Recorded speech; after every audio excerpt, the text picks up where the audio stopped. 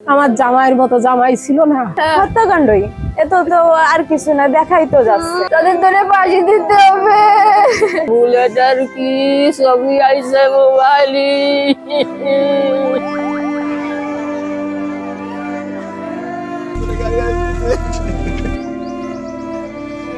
কিভাবে মেরেছে ওরে, এত কষ্ট দিয়েছে রে রে। আমার ভাইয়ের হাতটা রে পুরো ভেঙে দিয়েছে। ওরে আমার ভাই, ওই তাদের জন্য ফাঁসি হয়েছে, তাদের কোথায় ফাঁসি দেবে?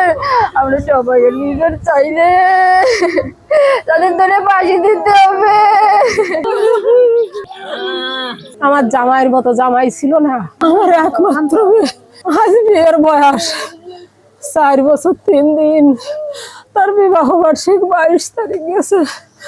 তার একটা ছাত্র ছেলে, আগামী দিন 27 তারিখ তার প্রথম জন্মদিন। আমার বুলেট সকালবেলা ফোন দিয়ে বলতেছ না, বুলেট তো পাচ্ছি না। ওই যে আমি জানলাম, এখন বলতে পারে আমার 1 বছরের নাতি আর 4 বছর বিবাহিত, তার জীবন কাটছে, কিভাবে তার এই জীবনটা যাবে? যে এরকম একটা লাশ পাওয়া গেছে, তারপরে ওইখানে ময়নাতদন্তের জন্য এখান থেকে যাদের ফোন দিছে গেছে, তারপরে গিয়ে শনাক্ত করছে যে আমাদের দাদা। এখন তো সে তো মারা গেছে, তাদের তো আমরা পাবো না।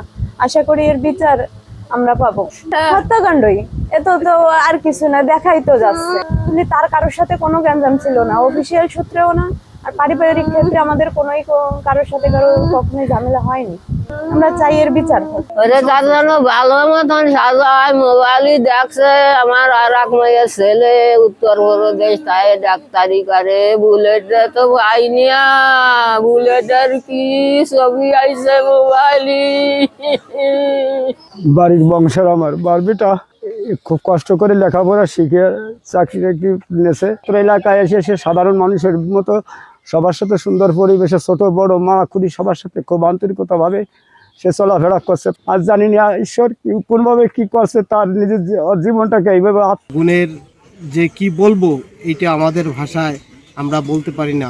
এবং সে তার এই যে মৃত্যুটা, অপমৃত্যু, এই মৃত্যুর জন্য আমরা এলাকাবাসী শোকাক্রান্ত। আমাদের বলার কোনো ভাষা নেই।